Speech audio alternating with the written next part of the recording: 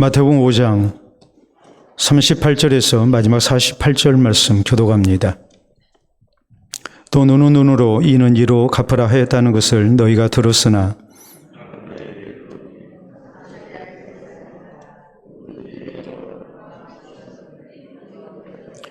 또 너를 고발하여 속옷을 가지고자 하는 자에게 겉옷까지도 가지게 하며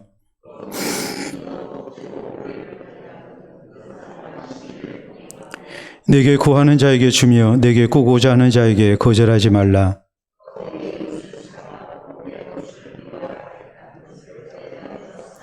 나는 너희에게 이르노니 너희 원수를 사랑하며 너희를 박해하는 자를 위하여 기도하라.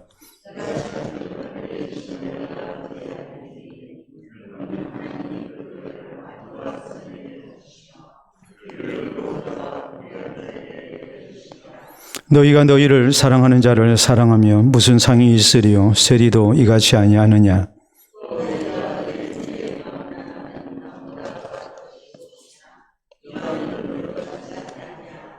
그러므로 하늘에 계신 너희 아버지의 온전하심과 같이 너희도 온전하라. 아멘. 오늘 마태복음 강의 27번째 시간입니다. 우리가 잘 아는 프랑스 말 가운데에 노블레스 오블리주라는 말이 있습니다. 고귀한 신분에는 고귀한 의무가 따른다라는 그런 말입니다. 신분이 높은 사람에게는 높은 도덕적 의무가 뒤따라야 된다는 그런 의미입니다. 그러나 안타깝게 우리나라에서는 이게 잘 안 지켜지는 경우가 굉장히 많죠. 사회 지도층 인사 혹은 그들의 아들이나 손자들의 병역 의무, 그 비율을 우리가 따져볼 때에 그들이 군대에 가는 것이 이제 아무래도 저희 부모나 할아버지처럼 일반인들보다도 그 비율이 훨씬 낮습니다. 병역 면제율이 굉장히 높다는 것을 의미를 해요. 몇 배거든요. 보통 신분의 그런 이제 가정에서 태어난 사람 같으면 분명히 군대를 갔을 텐데 부모가 사회 지도층이고 또 현재 사회 지도층에 있는 사람들을 놓고 볼 때도 그 사람들이 군대를 안 간 그런 사람들이 굉장히 많죠. 뭐 이런 얘기를 해서 좀 죄송합니다만은 황교안 씨, 이 사람 군대 안 갔습니다. 근데 그 병명이 뭐였냐면 단마진이거든요. 우리가 단마진이라고 하면 뭐 굉장히 아주 희소병에 걸린 것처럼 생각을 하는데 그게 아니고 몸에 두드러기가 나는 질병입니다. 온도차에 의해서 혹은 피부가 좀 예민해서 이렇게 두드러기 나는 병, 이게 단마진이에요. 추위를 잘 타신 분들 추운 데 있다가 따뜻한 방에 들어오면 피부가 막 가렵죠. 그래가지고 긁으면 이렇게 이제 부풀어 오릅니다. 이게 단마진입니다. 근데 그 병명으로 이렇게 군대를 안 갔습니다. 자, 윤 대통령 군에 안 갔습니다. 근데 그 병명이 뭐냐면 부동시입니다. 부동시가 뭐냐고 물어보면 어떤 분들 이렇게 얘기를 합니다. 눈동자가 움직이지 않는 병이라고 그래요. 그 말이 아니고 안이부자에 가틀 동자예요. 움직일 동자가 아니라 그리고 볼시자예요. 그럼 무슨 얘기겠습니까? 양쪽 눈이 짝눈이라는 얘기예요. 저도 짝눈입니다. 짝눈 아닌 사람 별로 없습니다. 그런데 이런 사람들은 군대를 안 갔습니다. 그러니까 이게 노블레스 오블리주의 그런 모습을 우리에게 보여주지는 못하는 것이죠. 돈 있고 권세 있는 사람, 빽 있는 사람들 군대 안 가고 또 그 자식들 군대 안 가고 손자들 군대 안 가고 정말 나라를 지키는 국민의 4대 의무 가운데 하나인 국방의 의무 생각하면 이건 높은 신분에 있는 사람들이 더 잘 지켜야 되는데 오히려 지키질 않습니다. 그래서 이렇게 얘기를 합니다. 이 면제, 군대 면제를 받게 되면 이런 사람들은 신의 아들이다. 이렇게 얘기를 하고 보충력으로 이렇게 이제 빠진 사람들, 이런 사람은 보통 사람의 아들, 사람의 아들이라고 이렇게 얘기를 합니다. 그러면 정상적으로 군대 다녀온 사람들은 어떤 사람들이냐? 우리가 얘기를 할 때에 어둠의 자식들이라고 얘기를 합니다. 이게 말이 안 되는 얘기죠. 다시 말하자면 노블레스 오블리주라는 이 높은 신분의 사람에게는 높은 도덕적 의무가 따르는 것이 우리나라에서는 지켜지지 않는 것이 현실이란 말이에요. 그렇다면 지도자로서의 권위를 잃고 마는 것이죠. 나라를 지키는 일에 있어서 이런저런 핑계를 대고 보통 사람 같으면 당연히 군대 갔다 오는데 그런 사람들은 이런 병명을 핑계로 해서 군대를 안 간다면 누가 저들의 지도를 받을 것이며 또 나라를 지키는데 당연한 의무라고 생각을 하겠습니까? 영국에서는 왕자들이 모두가 다 군 복무를 합니다. 저희의 건강 상태와 상관없이 모두가 군 복무를 합니다. 그리고 군 복무도 그냥 후방에서 편한 데 있는 것이 아니라 직접 전투에 참여합니다. 뿐만 아니라 결혼식 때에 군복을 착용하는 것, 이것은 굉장한 미덕으로 이렇게 전해집니다. 그래서 우리가 잘 아는 대로 찰스 이제 왕이 됐죠. 찰스가 황태자일 때 결혼할 때 입었던 옷, 혹은 앤드류 왕자랄지 이런 사람들, 영국의 왕자들이 결혼할 때 입은 옷을 보면은 다 군복을 입고 이렇게 결혼을 합니다. 그 말은 뭐겠습니까? 나는 나라와 백성을 지키기 위해서 이렇게 최선을 다했다는 증거가 되는 거예요. 그렇기 때문에 아무래도 국민들의 존경을 받을 수밖에 없어요. 이 노블레스 오블리주가 그대로 이렇게 실행이 되고 있기 때문에 지도자로서 미덕이고 또 본이 되는 모습이기 때문에 이제 당연히 백성들의 신뢰를 얻을 수가 있고 또 존경을 받을 수가 있는 것이고 또 저희를 잘 이끌 수가 있는 지도력을 발휘하는 그런 지도자가 될 수 있는 것이죠. 우리는 지금까지 예수님께서 율법을 폐하러 오신 것이 아니라 완전케 하기 위해서 오셨다는 내용의 말씀에 대해 살폈습니다. 우리 예수님께서는 우리 그리스도인에게 율법의 요구보다도 더 높은 차원의 율법 준수를 명령하셨습니다. 이것이 우리가 율법을 완성하는, 완전케 하는 모습인 것을 이렇게 말씀하십니다. 다시 말해서 율법을 완성하시고 우리 주님께서는 우리에게도 율법 완성의 신앙생활을 명령을 하셨단 말이에요. 그리스도인으로서 또 하나님의 자녀로서 우리에게 이 노블레스 오블리주를 우리 주님께서는 명령을 하신 거예요.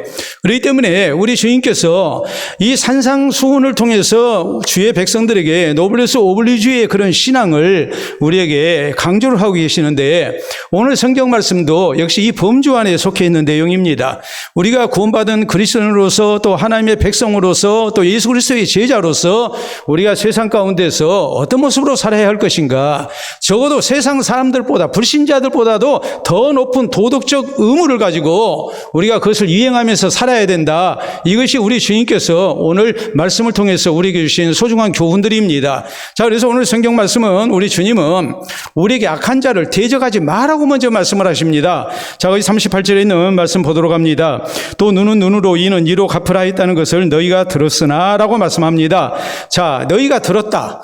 이 말씀은 이 이스라엘 사람들이 랍비들을 통해서 계속해서 들어온 교훈이라는 말이에요. 그 교훈의 출처가 어디냐면 우리가 출애굽기 21장 23절로 25절에 있는 말씀을 보면 하나님께서 주신 율법의 내용은 이렇습니다. 생명은 생명으로, 눈은 눈으로, 이는 이로, 손은 손으로, 발은 발로, 된 것은 된 것으로, 상하게 한 것은 상함으로, 때린 것은 때림으로 갚을지니라 그랬어요. 내가 어떤 사람에 대해서 신체상의 어떤 상해를 입혔으면 그 상해를 입힌 것만큼 내가 당해야 된다는 것을 우리 하나님께서는 율법으로 우리에게 주셨어요. 이걸 가리켜서 뭐라고 말을 하냐면 동해 복수법이라고 얘기를 해요. 내가 해를 받은 만큼 똑같이 갚아주는 거예요. 그래서 이렇게 하나님께서 어찌 보면은 참 잔인한 법을 이렇게 율법으로 주셨습니다. 우리가 생각할 때 잔인하잖아요. 내가 다른 사람 눈을 하나 이렇게 실명케 했는데 내 눈도 하나 실명케 해야 한다. 그렇게 벌을 받아야 된다. 내가 다른 사람 손을 하나, 팔을 잘라버렸으면 내 팔도 하나 잘려야 된다. 얼마나 잔인합니까? 우리가 생각할 때 아니 하나님께서 왜 그렇게 무서운 동해 복수법을 율법으로 주셨을까? 이런 생각을 안 할 수가 없거든요. 그런데 거기에는 중요한 세 가지 목적이 있음을 우리가 알 수가 있어요. 첫째는 복수의 제한성이에요. 사람이 한 대를 맞았으면 한 대 때리고 말겠습니까? 두 대 때리겠습니까?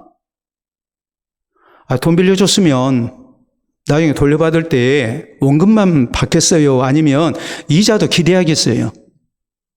이자도 기대하잖아요. 내가 한 대 맞았어요. 한 대 맞았으면 한 대 때리고 말겠어요? 두 대 때리겠어요? 두 대 때리려고 하겠죠. 만약 한 대만 때려야 된다면 더 세게 때리겠죠. 이를 악물고. 그러지 않겠습니까? 그렇기 때문에 하나님께서는 내가 당한 것만큼 상대방에게 갚으라고 하신 거예요. 상대방이 해를 입힌 것만큼 내가 받게 하신 거예요. 이걸 가리켜서 뭐라고 말하냐면 복수 제한성이라고 얘기를 해요. 내가 해를 입었을 때 내가 받은 것만큼, 내가 손해를 입은 것만큼만 갚게 하신 거예요. 그래서 더 이상은 못하게 하셨어요. 만약 더 이상 하게 되면 얼마나 사이가 험악해지겠습니까? 그러니까 그렇게 못하게 하신 거예요. 두 번째는 왜 동해복수법을 하나님이 명령하셨느냐? 개인적인 복수를 금지시켰어요. 이 개인적 복수를 금지시켰다는 것은 내가 피해를 입었으니까 내가 직접 복수하는 게 아닙니다. 제사장이 복수를 하게 하신 거예요. 제사장이 그만큼 형벌을 내리게 하신 거예요. 그래서 그 형을 집행하는 사람이 있었어요. 그래서 개인적인 복수를 금하도록 하신 거예요. 왜요? 개인적으로 복수를 하다 보면 동해 복수법이 지켜지겠어요? 안 지켜지겠어요? 복수의 제한성이 안 지켜져요. 나는 너 그렇게 세게 안 때리는데 네가 나를 그렇게 세게 때리느냐. 그래가지고 또 다른 보복을 불러일으키겠죠. 분쟁이 끝나지 않겠죠. 다툼이 끝나겠습니까? 그렇기 때문에 우리 하나님께서는 이런 동해 복수법을 통해서 개인적 복수를 금지시켰습니다. 복수의 권리는 오직 재판장, 제사장을 통해서만 이루어지게 했어요. 세 번째는 이건 일종의 경고의 성격을 띠고 있어요. 여러분, 내가 다른 사람에게 해를 입혔는데 실수로 내가 다른 사람 눈을 하나 상하게 해서 실명하게 했어요. 그런데 이번에는 내가 그대로 보복을 당해야 됩니다. 그러면 다른 사람 눈 다치게, 눈 시력을 하나 잃게끔 그렇게 함부로 하겠습니까? 함부로 못하죠. 내가 다른 사람 손가락 하나 잘랐어요. 그러면 이번에는 누구 손가락이 잘려야 해요? 내 손가락이 잘려야 되는데 내가 함부로 다른 사람한테 상해를 입히겠습니까? 그래서 하나님께서는 경고를 하신 거예요. 이런 것 때문에 어찌 생각하면 하나님께서는 참 잔인한 법을 이렇게 율법으로 주셨단 말이에요.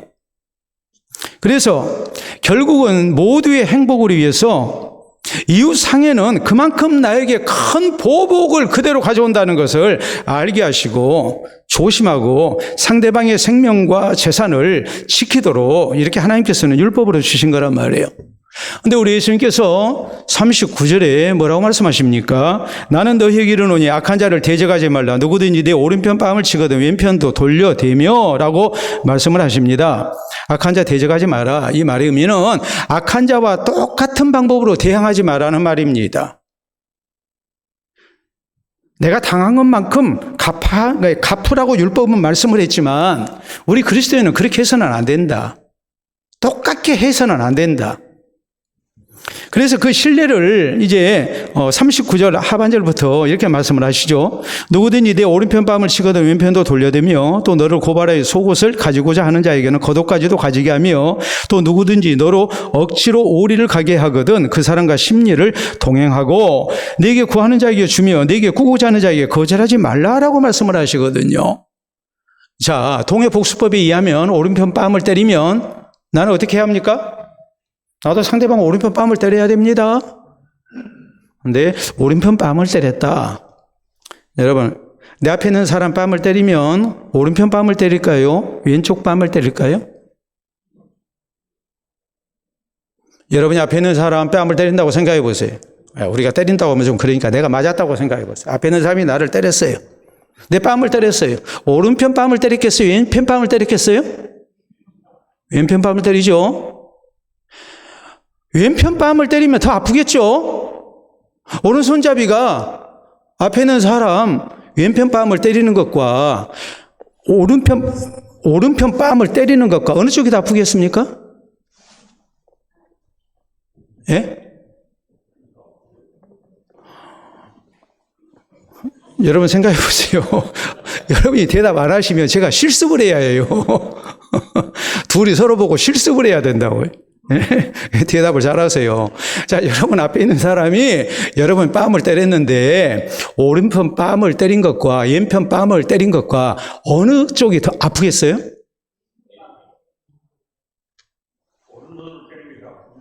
아니, 오른손으로 나를 때렸는데 상대방이 맞은편에서 내 오른편 뺨을 때렸으면 여기를 때렸잖아요. 앞에서. 네? 아니, 한번 생각을 해보세요. 내 오른편 뺨을 때린 것이 아프겠어요? 왼편 뺨을 때린 게 아프겠어요? 왼편 뺨을 때리는 게 더 아프잖아요. 근데 오늘 성경 뭐라고 그랬어요? 오른편 뺨을 치거든. 오른편 뺨을 때렸다는 것은 실제 왼편 뺨 때린 것보다도 아프기는 덜해요. 근데 인격적인 모독은 더 당해요. 왜요? 이렇게 때린 것이 더 세게 때린 것 같지만 이렇게 때리면 기분이 더 나쁘죠? 아니, 여러분이 대답 안 하시면 실습을 해야 된다니까요. 내가 상대방한테 뺨을 맞았는데 내 오른편 뺨을 상대가 때리는 것과 왼편 뺨을 때리는 것과 어느 쪽이 더 마음에 상처가 되고 더 힘들겠냐고요. 신체적으로는 분명히 왼편 뺨 때리는 게 더 아파요. 맞은편에서 나를 때리면. 그러겠죠? 이렇게 때리니까. 근데 오른편 뺨을 때리는 것은 어떻게 때려요? 이렇게 때려야 하잖아요. 그러면 더 아프겠어요? 덜 아프겠어요? 덜 아프죠. 근데 인격적으로는 더 모욕이죠. 오른편 뺨을 내가 굉장히 모욕 가운데 내가 맞았어요. 근데 그 상황에서 뭐 해라는 거예요? 왼편도 돌려줘라. 동해 복수법을 하자면 당연히 뭐 해야 됩니까? 나도 상대방 오른편 뺨을 이렇게 때려야 해요. 율법은 그렇게 우리에게 말씀을 하고 있는데 우리 주님께서는 율법의 완성을 어떻게 말씀하시느냐? 완전케 하는 것을 왼편도 돌려줘라 라고 말씀을 하십니다. 자, 이어진 말씀도 그렇죠. 너를 고발해 속옷을 가지고자 하는 자에게는 겉옷까지도 가지게 하라. 여러분, 당시 율법에 보면은 겉옷은 담요 대용으로 썼습니다. 가난한 사람이 밤에 잘 때에 겉옷을 덮고 잤어요. 그렇기 때문에 우리가 율법에 보면 속옷에 대한 송사는 허락이 됐어요. 근데 겉옷에 대한 송사는 금지되어 있었어요. 여러분도 이런 생각을 해요. 아이고, 그 냄새나는 속옷 가져가서 뭐하게. 옛날에는 옷이 뭐였어요? 큰 재산이었다고. 그러니까 아간이라는 사람이 여리고성 정복할 때 신할산의 아름다운 외투 훔치잖아요. 옷이 큰 재산이었어요. 여러분 지금 생각하지 말고 여러분들 유년 시절 때 옷 생각해 보세요. 형이나 누나가 입었던 옷, 언니가 입었던 옷 물려받아서 입고 했습니까? 안 했습니까? 더 심한 경우는 누나가 입었던 옷을 남동생이 물려받아 입고 했잖아요. 그때는 옷이 큰 재산이었잖아요. 근데 그 옛날에는 어떻게 했습니까? 근데 겉옷이 저녁에 이불 대용으로 사용이 됐기 때문에 겉옷에 대한 송사는 금지되어 있었다고요. 속옷은 상대방이 빚을 갚지 아니했다 할지 내게 어떤 경제적 손해를 끼쳤을 때에 재판에서 그것을 뺏어갈 수가 있었어요. 아이고 그 더러운 것을 뭐하러 뺏어가. 그게 재산이었다니까요. 근데 우리 주님께서 하시는 말씀이 속옷을 달라는 자에게 뭣도 줘버려라? 겉옷도 줘버려라. 달라는 것 이상으로 줘버리라는 거예요. 그 다음에 이어지는 말씀도 그래요. 자, 41절에 또 누구든지 너로 억지로 오리를 가게 하거든 그 사람과 심리를 동행하고, 이것은 당시 로마법이 나라의 공물을 운반할 때에 법으로 규정된 거예요. 지나가는 사람 잡아다가 억지로 그 짐을 메고 가게 하는 겁니다. 근데 얼마만 메고 가게 해요? 오리만 억지로 메고 가게 했어요. 근데 이런 경우에 어떻게 하라고요? 심리를 가져라. 억지로 오리를 가게 하면 심리를 가져라. 우리가 성경에 보면 예수님께서 십자가 지시고 형장으로 이렇게 가실 때 밤새도록 신문을 당하시고 채찍질을 당하시고 해서 굉장히 육신을 가지신 예수님께서 이제 지치고 쓰러질 그런 형편이 됐죠. 많은 피를 흘리시고. 자기 십자가를 지고 형장으로 가는 것이 당시 사형법입니다. 예수님도 자기 십자가를 지고 가시는 겁니다. 십자가의 무게가 대략적으로 80kg 이상이라고 이렇게 고증이 되어 있습니다. 80kg면 쌀 한 가마예요. 여러분 쌀 한 가마 지고 가겠습니까? 당시가 안식일 전날인데 해가 떨어지면은 바로 안식일로 넘어가는데 급하잖아요. 사형장으로 가야 되는데 자꾸 예수님이 넘어지시고 하니까 이게 사형 시간을 맞출 수가 없어요. 그래서 결국 지나가던 사람, 구경꾼 가운데 한 사람 붙잡아가지고 대신 십자가 지고 가게 합니다. 그 사람이 누굽니까? 구레네 사람 시몬이죠. 지금 그런 경우를 상상을 해보세요. 재수없이 걸렸습니다. 그런데 억지로 오리를 가게 했는데 심리를 가져라는 거예요. 42절에 있는 말씀을 보면 내게 구하는 자에게 주며 내게 구고자 하는 자에게 거절하지 마라. 어려운 이웃에게 거절하지 말고 그냥 은혜를 베풀어라. 이 교훈의 핵심이 뭐겠습니까? 우리가 손해나는 일을 당했을 때에 혹은 내가 악한 일을 당했을 때에 똑같은 방식으로 대응해서는 안 된다는 말이에요. 보다 더 적극적이고 나은 방법으로 우리가 대응을 해야 된다. 악한 일을 당했지만 우리가 선을 베풀어야 된다. 그것이 우리가 율법을 완전케 하는 길이고 그것이 하나님의 백성이고 예수 그리스도의 제자라는 것을 우리 주님께서는 강조를 하신 거예요. 우리가 성경에 보면 다윗이 사울왕을 피해 다니죠. 또 시므이라는 사람이 자기를 저주하지만 뭐합니까? 그냥 참죠. 왜요? 하나님을 경외하는 사람이니까. 하나님의 약속을 받은 사람이니까. 똑같이 하지를 않습니다.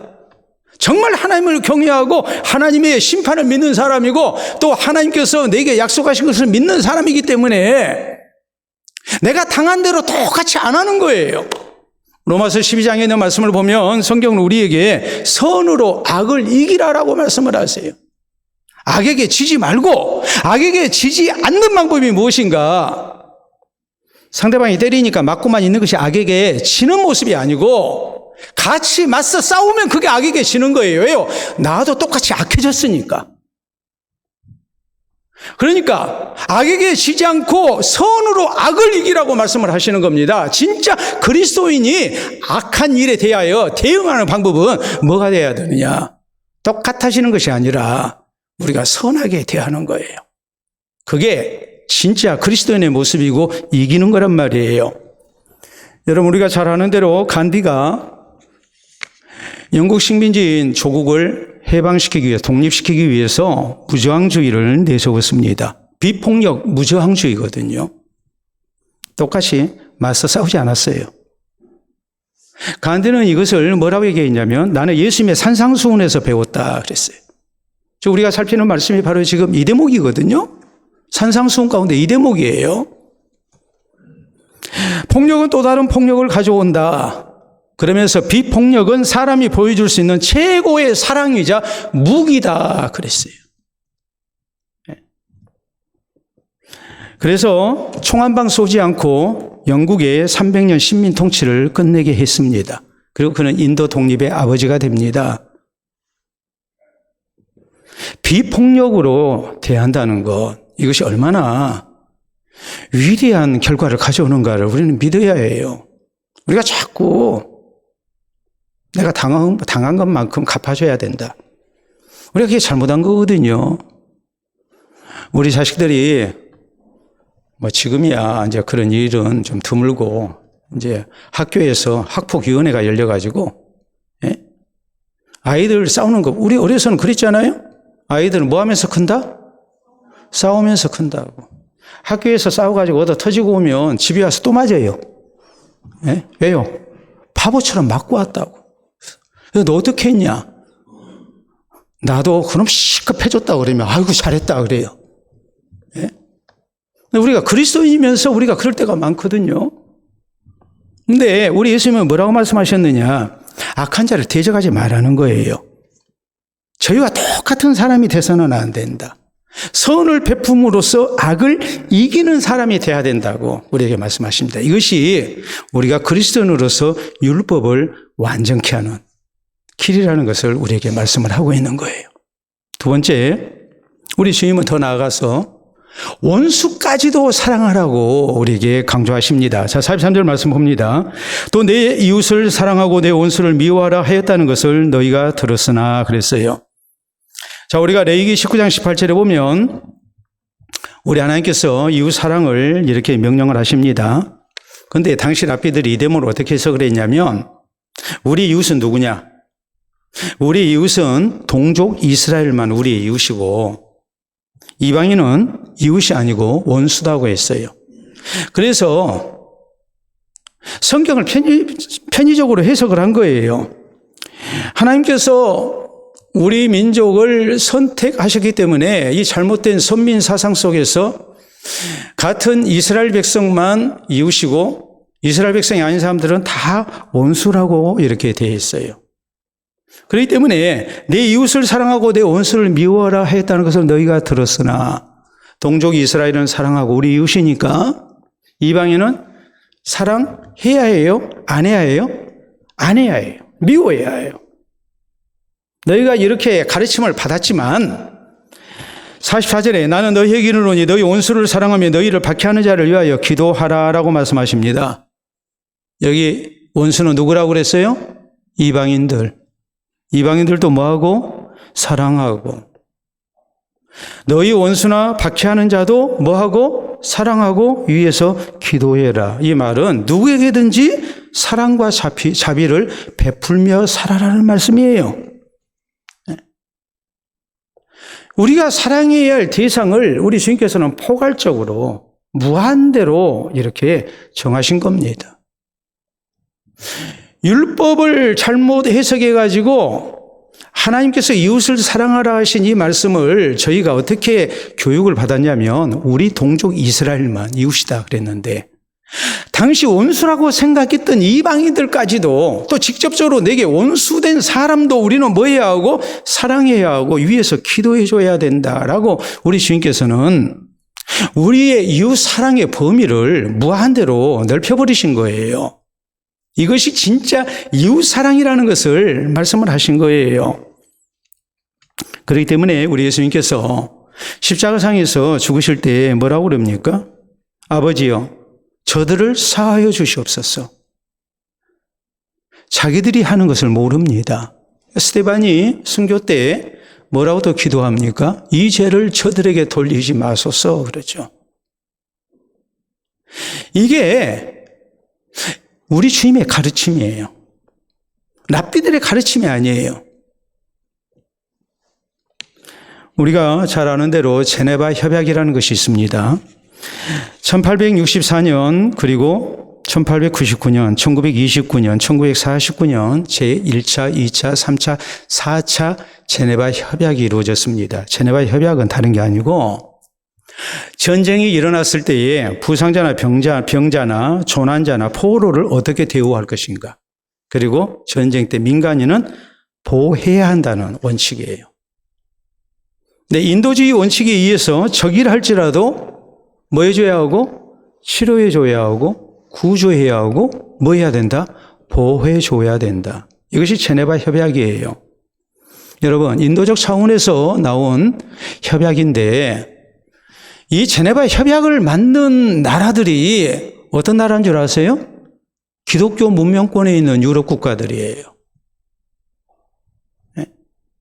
성경을 보니까 누구까지 사랑하라고 그랬어요? 원수까지 사랑해라. 누구를 위해서 기도하라고요? 원수를 위해서도 기도해라.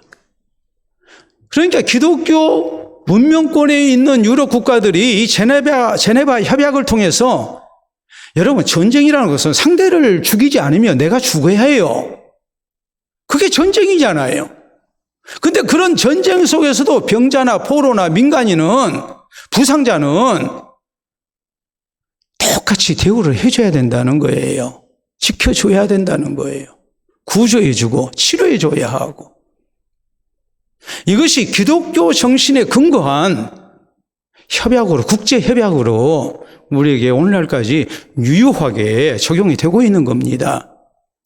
제가 여러분에게 말씀드리고자 하는 것은 뭐냐면 율법의 완성이 어디 있는가? 우리가 하나님의 백성으로서 율법의 완성이 어디 있는가? 무엇이 율법을 완전케 하는 모습인가라는 것을 우리가 생각을 해야 한다는 거예요. 원수까지도 사랑하고 긍휼히 여겨야 됩니다. 그래서 불신자보다도 우리가 이웃을 더 사랑하고 더 위해서 기도하고 이런 그리스도인으로서의 노블레스 오블리주가 있어야 된다는 말이에요. 불신자와 똑같은 모습이 돼서는 안 된다는 말. 우리가 세상 가운데 살 때에 그리스도인으로서의 노블레스 오블리주를 지키느냐? 아니죠. 그냥 똑같아져 버려요. 교회 다니는 사람이나 안 다니는 사람이나 차별화가 되지가 않아요. 이게 참 잘못된 거라는 얘기예요. 우리 시인 말씀하십니다. 너희가 이렇게 들었으나 나는 너희에게 이르노니 그리스도인은 그렇게 살아서는 안 된다. 예수 그리스도의 제자는 그런 모습으로 살아서는 안 된다. 이렇게 주님은 분명하게 우리에게 강조하고 계십니다. 그렇기 때문에 우리에게는 더 높은 도덕적 의무가 있다는 것을 우리가 기억을 하고 우리가 주의 말씀을 따라서 세상에 그런 기준에 의해서 사는 사람이 아니고 세상 상식으로 사는 사람이 아니고 저들보다도 더 나은 도덕적인 모습을 가지고 이 의무를 이행하면서 사는 그리스도인이 되기를 힘쓸 수 있기를 바랍니다. 자, 세 번째, 그러기 위해서 우리에게 결정적으로 필요한 신앙의 자세가 있습니다. 그건 다른 것이 아니고 내가 하나님의 자녀라는 것을 잊지 않는 거예요. 우리가 그렇게 살지 아니하면 하나님의 자녀라고 그리스도인이라고 우리가 제대로 인정을 받을 수가 없기 때문에 그러는 거예요.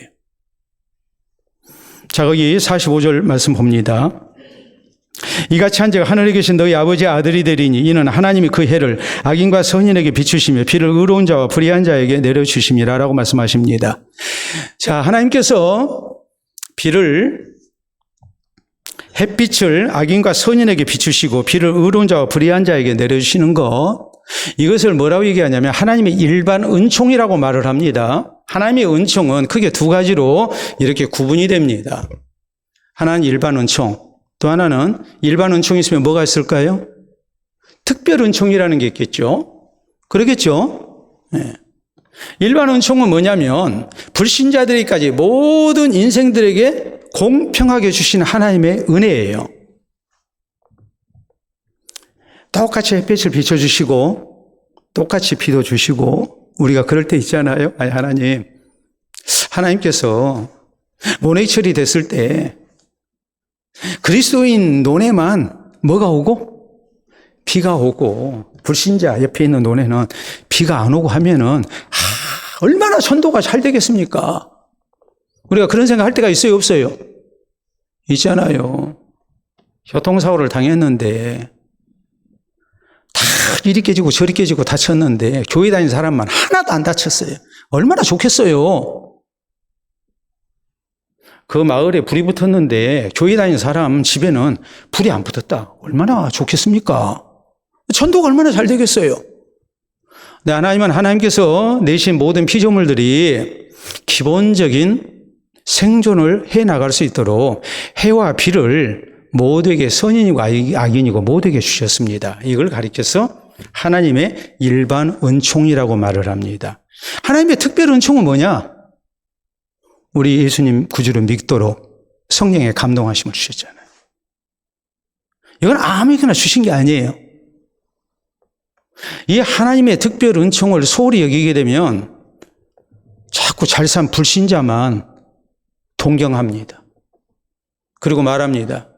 아이고, 누구는 복도 많이 받았다고. 나는 지지도 복을 못 받았다고. 그래서 우리가 누가복음 16장에 보면 부자와 거지 나사로 비유가 나와요.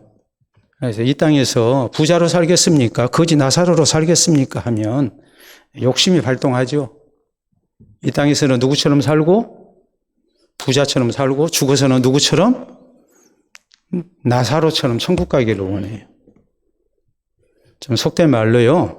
술 먹을래, 밥 먹을래, 떡 먹을래 그러니까 술에다 밥 말아서 떡을 안주로 먹겠다고 그래요.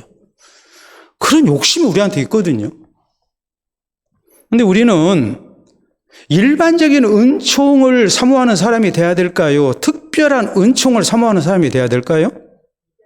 특별한 것이 특별하고 좋잖아요. 우리가 예수님을 구주로 믿고 구원받는 것이 더 소중하잖아요. 그러니까 세상에서 우리가 제일 복받은 사람인 거예요.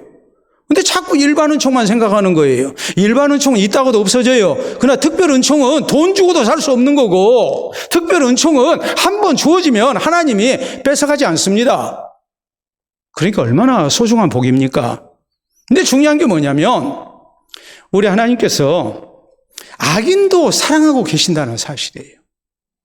우리 생각에는 악인은 일반 은총도 없으면 좋겠는데 하나님은 그런 하나님이 아니세요. 악인에게도 생존할 수 있는 햇빛과 비를 똑같이 주시는 하나님이십니다. 그렇기 때문에 46절에 너희가 너희를 사랑하는 자를 사랑하면 무슨 상이 있으리요 세리도 이같이 아니하느냐. 자, 세리는 이스라엘 사회에서 멸시의 대상이었습니다. 근데 자기들끼리는 똘똘 뭉쳐가지고 서로 도우며 살았거든요. 세리도 그 정도는 한다. 너희가 너희를 사랑하는 자만 사랑한다면 다른 사람들보다 더 나은 것이 뭐가 있느냐. 너희가 멸시하는 세리도 그 정도는 하고 산다. 그러니까 우리는 누구보다도 더 나아야 해요. 불신자들보다도 더 나은 모습으로 우리가 하나님의 백성다운 예수 그리스도의 제자다운 모습으로 우리가 살아야 한다는 말입니다. 그래서 마지막 47절 48절 보면 또 너희가 너희 형제에게만 무난하면 남보다 더하는 것이 무엇이냐. 이방인도 이같이 아니하느냐. 그러므로 하늘에 계신 너희 아버지 온전하신 것 같이 너희도 온전하라라고 이렇게 말씀을 하고 계시거든요. 온전이라는 것은 원문의 뜻대로 하자면 성숙을 얘기를 해요. 또 제물로서 흠이 없는 것을 얘기를 해요. 그러니까 우리는 근본적으로 누구보다 나아야 해요? 불신자들보다도 더 나은 모습을 우리가 가져야 된다. 그렇기 때문에 우리 주님께서 이 말씀을 통해서 하늘에 계신 너희 아버지의 온전하심과 같이 너희도 온전하라라고 말씀하신 이 의도하신 것은 뭐냐면 세상 사람들 보고 살지 마라 이 말이에요. 사람들이 다 그러는데 나는 왜 그렇게 못해? 나는 누구니까? 하나님 아버지의 자녀니까. 우리는 누구를 보고 살아야 해요? 하나님을 보고 살아야 해요. 하나님 기준에 맞춰서 살아야 할 사람이다 이 말이에요. 그래야 우리가 노블레스 오블리주 이 신앙에 의무를 우리가 다하는 사람이 되는 거예요. 성숙된 그리스도인으로서 우리가 살 수 있는 거예요. 분명히 우리 주님께서 강조하신 것은 신앙생활의 모본이 누군가, 기준이 무엇인가. 그것은 세상이 절대 아니다. 하나님 아버지가 돼야 된다. 그렇기 때문에 우리가 성경을 보면 사도행전 11장에 안디옥 교회의 성도들의 모습이 나옵니다.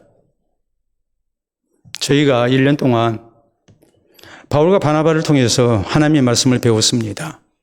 그리고 저희가 그 말씀을 따라서 사는 모습을 보고 세상 사람들은 저희를 그리스도인이라고 부르기 시작했습니다. 그리스티아노스. 그리스도에게 소속된 사람들. 저 사람들은 예수님처럼 사는 사람들이다. 교회 다니는 사람들이 누구를 닮아가려고 했었냐면 세상 사람이 아니었어요. 우리 예수님을 닮아가려고 살았어요. 그래서 작은 그리스도인이라는, 작은 예수라는 별명을 얻게 된 거예요. 이게 오늘날 기독교인이라는 이름의 뜻이에요. 고린도서 11장 1절에 보면 바울 사도는 내가 그리스도를 본받는 자 된 것 같이 너희는 나를 본받는 자 되라 그랬어요. 내년 2024년도 우리 교회 표어입니다. 내가 그리스도를 본받는 자 된 것 같이 너희는 나를 본받는 자가 되라. 이 말의 의미는 사도 바울이 나를 본받으라는 말입니까? 내가 그리스도를 본받고 사는 것처럼 너희도 나처럼 그리스도를 본받고 살아라는 말입니까? 전자입니까? 후자입니까? 후자입니다. 히브리서 12장 2절에 보면 또 믿음의 주에 온전케 하시니 누구를 바라보자? 예수를 바라보자 그러잖아요. 히브리서 12장 2절은 히브리서 11장이 끝나고 바로 이어지는 대목입니다. 히브리서 11장을 우리가 뭐라고 부릅니까? 믿음장이라고 부르고 또 위대한 신앙인들의 히말라야 산맥이라고 얘기를 해요.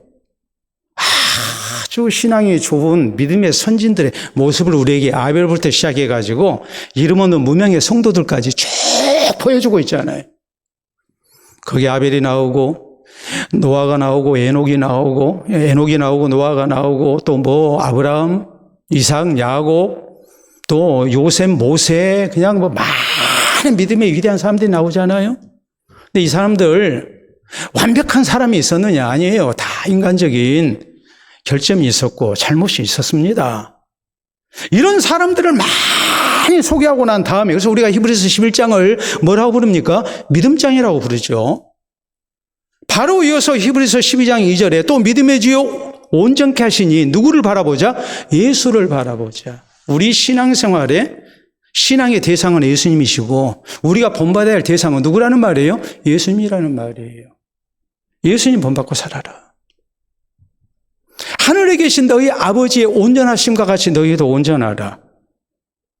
자꾸 우리가 세상 사람 기준으로 살아서는 안 된다는 말이에요. 우리가 세상 사람 불신자하고 나를 비교하니까 내가 손해봐요. 내가 지나치게 손해보고 산 것 같아요. 그런데 우리가 누구와 비교해야 합니까? 불신자와의 비교가 아니라 우리는 누구와 비교해야 해요?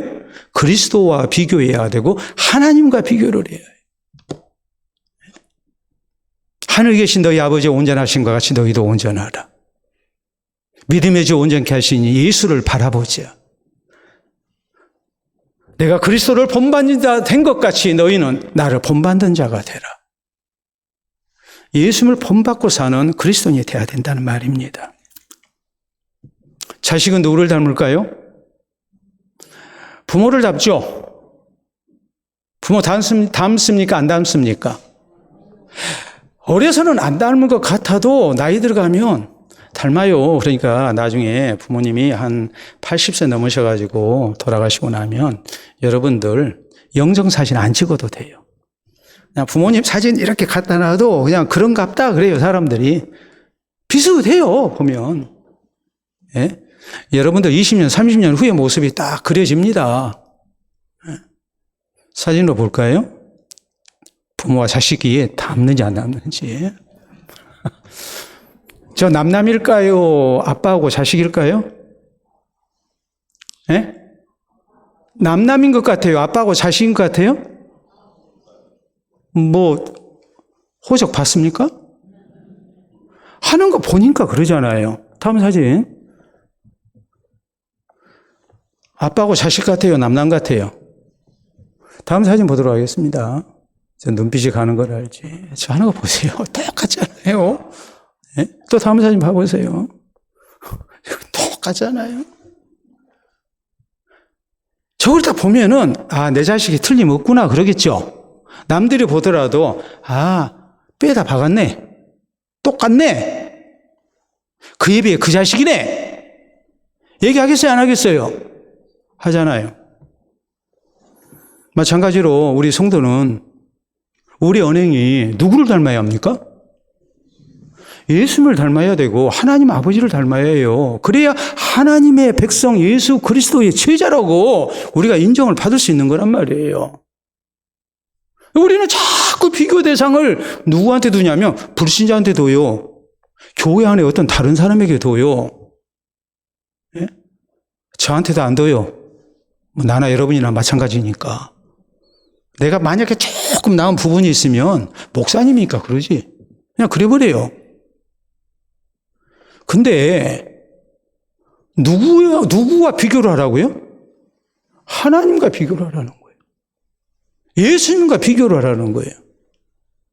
우리가 그 정도 높은 수준의 신앙생활을 우리가 해야 한다는 거예요.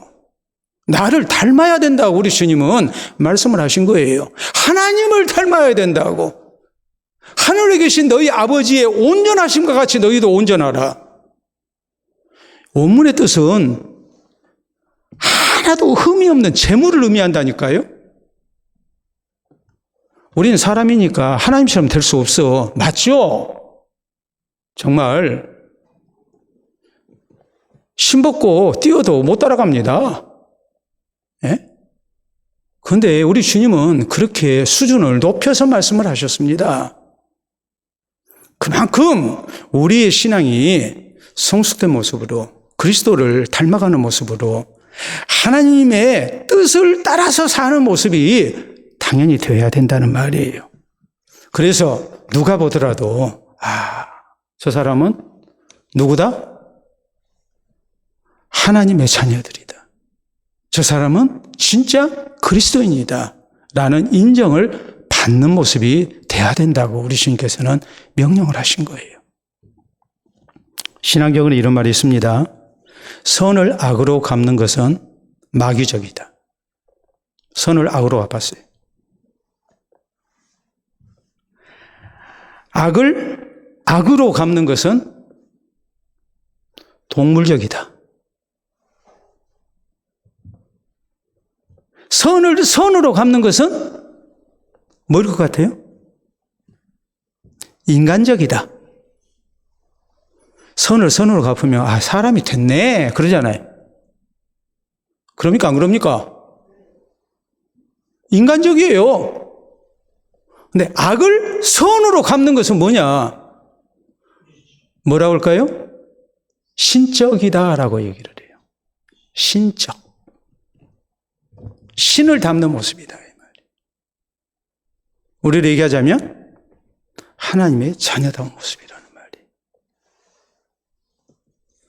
우리 성도에게 있어서 우리의 신앙생활을 놓고 볼 때 우리는 하나님의 택한 백성, 유년주일학교에서 복음성가 부르고 할 때에 우리는 하나님의 남자들은 뭐고? 왕 나는 왕자다 그러잖아요. 하나님의 왕자들이고 우리 딸들은 하나님의 뭐고? 공주고 굉장히 높은 신분의 사람이라고 그러거든요. 우리는 하나님의 자녀들이에요. 그러면 당연히 뭐가 있어야 됩니까? 네? 높은 신분에는 높은 뭐가 따라요? 의무가 따르는 거예요. 신앙적인 노블레스 오블리주가 있어야 해요. 신앙적인 노블레스 오블리주가 우리가 아주 구상하게 옷 차려입고 성경 찬송 끼고 주일이면 교회 다니고 찬송 부르고 기도하고 해서 신앙적인 노블레스 오블리주가 되느냐? 그거 아니에요. 영국의 왕자들이 군대 가서 일반 사병과 똑같이 군 복무를 하고 어떤 경우 더 위험한 전쟁터로 나가서 목숨 걸고 싸우고 해서 노블레스 오블리주를 실천하고 인정을 받는 거예요. 우리 그리스도인 역시 마찬가지예요. 그런데 안타까운 것은 불신자보다도 못해버린 경우가 너무나 많다는 거죠.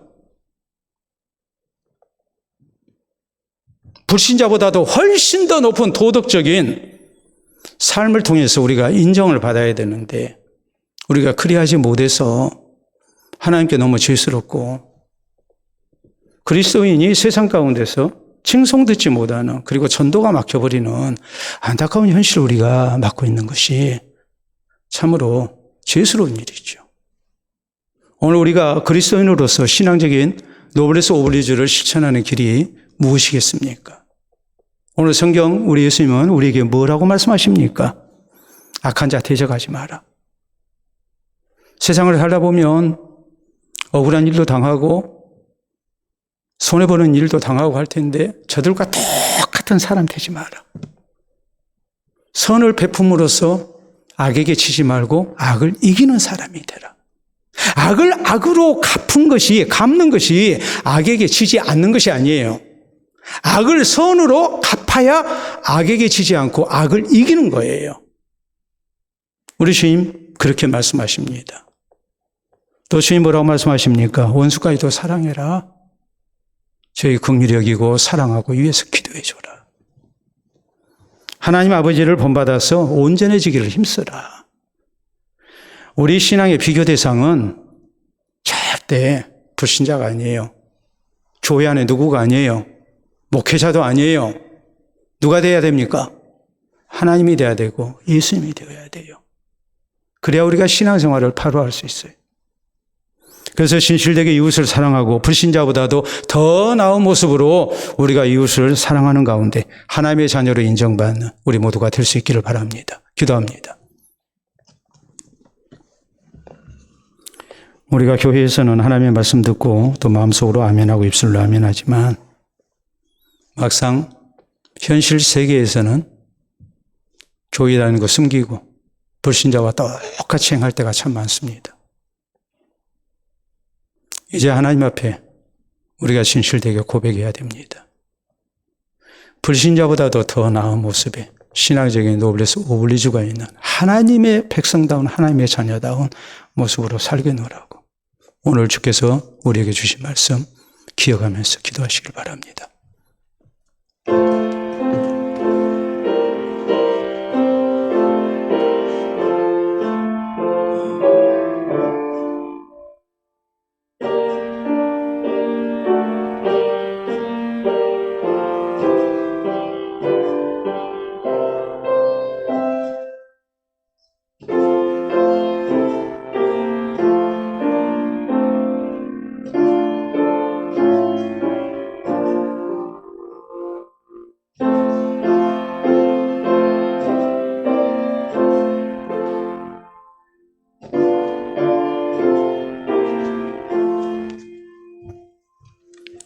자비로우신 우리 아버지 은혜를 진심으로 감사합니다. 하나님의 말씀을 들을 때마다 하나님의 말씀 따라 살겨노라고 우리가 다짐하지만 또 현실 세계에서 우리 삶의 현장에서 그리하지 못했음을 이 시간 고백합니다. 다시 우리를 깨우쳐 주시고 하나님의 자녀다운 모습으로 살 것을 우리에게 말씀해 주셨으니 우리 주께서 우리에게 주신 명령을 따라 우리가 진실된 모습의 그리스도인다운 이웃 사랑이 있기를 원합니다. 악한 자를 대적하지 않게 하시고 손으로 악을 이기는 우리가 되게 해주시옵소서. 원수를 원수처럼 대하지 않게 하시고 원수까지도 사랑하며 긍휼히 여기며 위하여 기도하는 우리가 되게 하시고 축복하는 하나님의 백성이 되게 해주시옵소서. 거룩하신 하나님을 따라 우리가 거룩한 주의 자녀로 살게 하시고 이 세상 가운데 세상을 본받기보다 불신자와 나를 비교하기보다 오직 우리 주님을 따르며 주님을 본받으며 살아가는 우리가 되게 하시사 어디에서든지 진실된 그리스도인으로 인정받으며 하나님께 영광을 돌려드리는 우리 되게 하시고 우리 신앙이 날로 성숙되어 작은 예수로 우리가 인정받을 수 있도록 인도하여 주시옵소서. 예수님 이름으로 기도하옵나이다. 아멘.